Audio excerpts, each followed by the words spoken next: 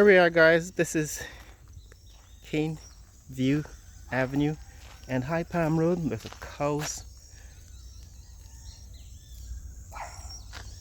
There's some cows hanging out here.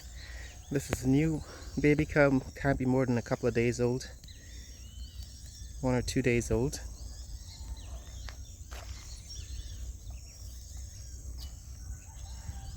Hanging out with his mother. But this is South Ruimveldt Gardens. It's far enough away from the center of the city for livestock to still be part of the trade. You know, people still rear cows. But near enough to be part of Greater Georgetown. And what we're doing is taking a look at how this neck of the woods has changed since the last 40 years, 50 years since it was built. A lot of these homes were initially ordinary housing scheme homes, where they were all built identically, like exactly the same, and they underwent waves and waves of renovation, expansion, and even rebuilding. That, of course, is what used to be the plantation. Remember, there was lots and lots of sugar cane fields on this side, lots of cane, and you could cross that little trench and get over into the cane fields and cut a few stalks of cane and have them for snacks. But this is what's happening now. Right, all that land has been turned over to the state, been repossessed by the state, so Gaisuku no longer has sugar cane fields in this neck of the woods, but land is now being converted into commercial and residential use. And this is Cane View Avenue, because that is exactly what you saw from this street 40 years ago. If you looked south, all of this was sugarcane plantations. And now there are cows here. I think they might have been cows back in the 1970s as well, because it was much more rural then. Rural meaning that it was still far enough away from the city to be considered country. But now it's the heart of the city. So guys, what we want to do is to take a look at some of the older housing developments, neighborhoods, to compare them with what is happening now with these new housing developments. And the last time we were in this neck of the woods, we were at, I think, this street, which is Penny Lane. Yeah, we went down Penny Lane and we saw some of the changes in this neighborhood. Along Penny Lane, went over to Aubrey Road and saw what's happening there. But let's continue beyond Penny Lane on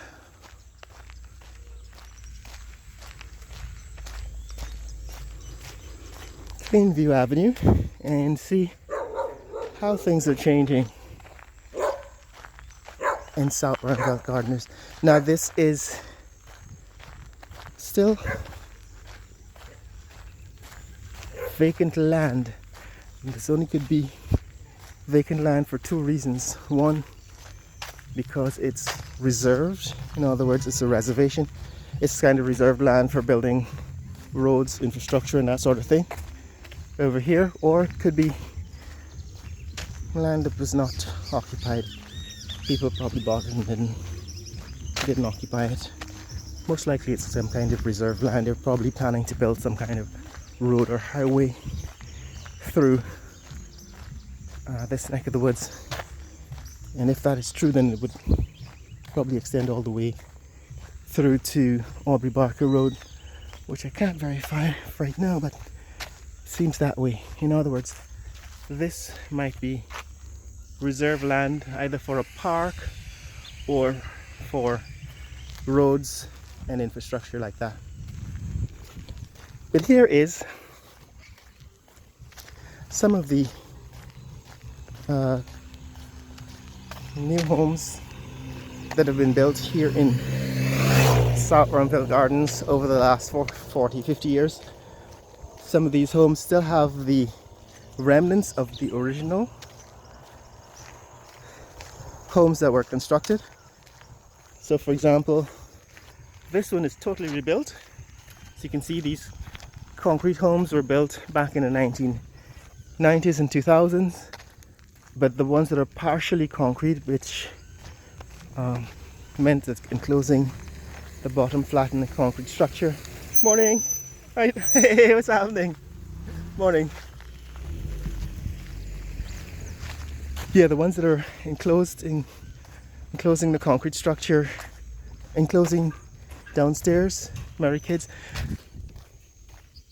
were basically renovated in the 1980s.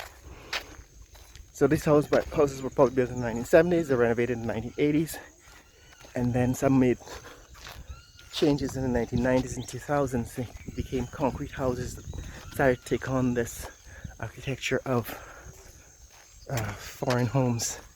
But this is Caneview Avenue in South Ruimveldt Gardens.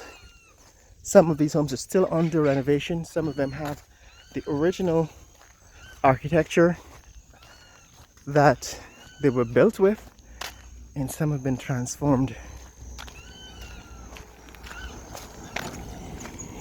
This is of course some reserve land, which means that this road could probably be made wider, become a highway, right? The reserve here between Caneview Avenue and the plantation, what used to be the plantation.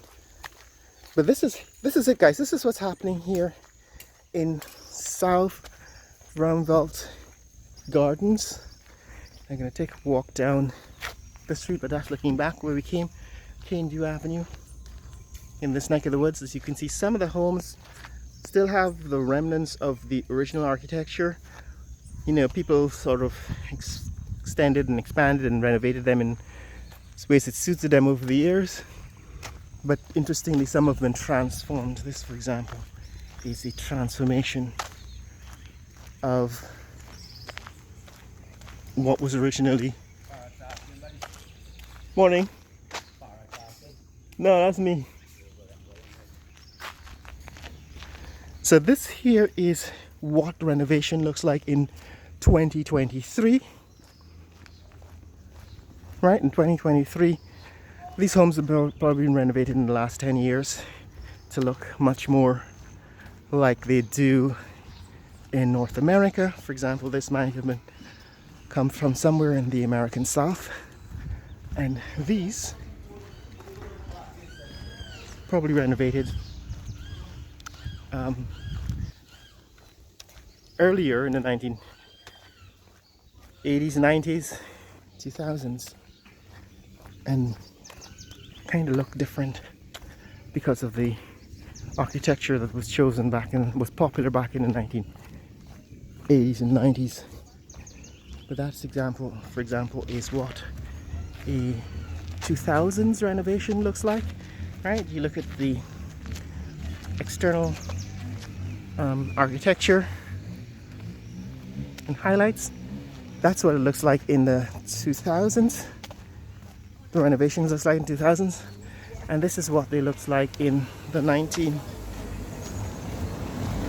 and 90s. So there was a wave of renovation that saw a lot of these homes turn from wooden structures into concrete structures.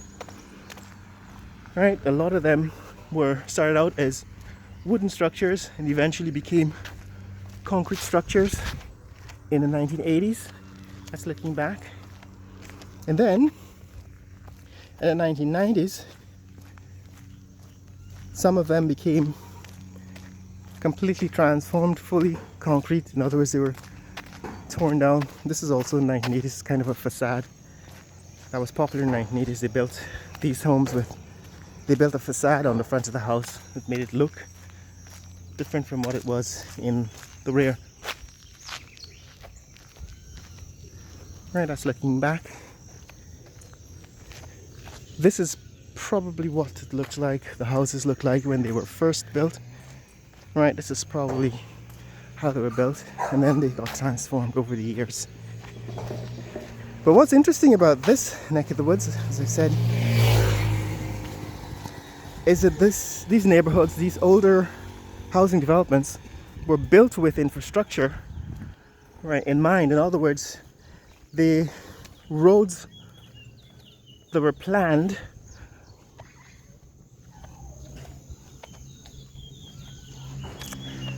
were constructed exactly as planned. They had reserve land. They left reserve. This one is Cauliflower Circle. They left reserve land to build, highways as the neighborhood developed. This one is Cauliflower Circle. Cauliflower Circle.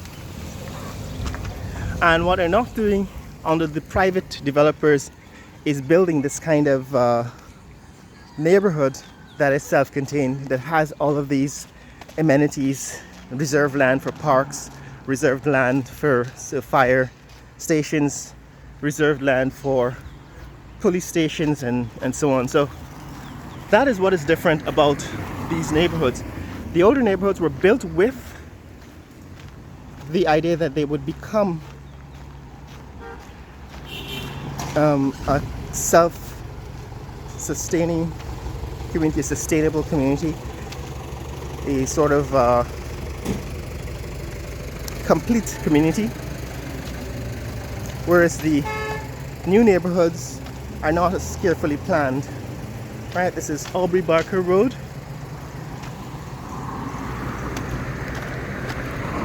That's a Johnny P shopping center here on Aubrey Barker Road, and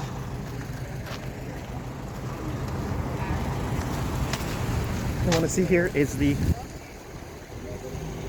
name of the street. This street that we're walking on is Blue Mountain Road. Right, it's Blue Mountain Road, Aubrey Barker Road, Blue Mountain Road. And this is Festival City. So on the other side of Aubrey Barker Road is Festival City. That's Aubrey Barker Road. See some construction going on along Aubrey Barker Road. This road is also being transformed. Probably looks nothing like it did when it was first constructed. And this is the entrance to Festival City. What seems to be here? So Festival City Polyclinic. The sign says Festival City Polyclinic. So on the other side, that's north of Aubrey Barker Road. This is Festival City. We're going to take a look at Festival City in coming videos. Some of you who've lived in this neck of the woods could probably tell me a lot more about it. Right, but that's the National Library Ruimveldt branch over there, and that's a clinic, polyclinic. Right, that's the National Library branch, local National Library branch here in Festival City, and so on. But that's what's happening here in South Ruimveldt Gardens. If you want to see more content like this, click like and subscribe. On Blue Mountain Road, we've just looked at Blue Mountain Road and Caneview Avenue here in South Ruimveldt Gardens. We're going to take a further look deeper into South as time goes by and show you how things are changing in this neck of the woods. We're also going to show you what's happening in Festival City, in Tuckville, and some of these other neighborhoods.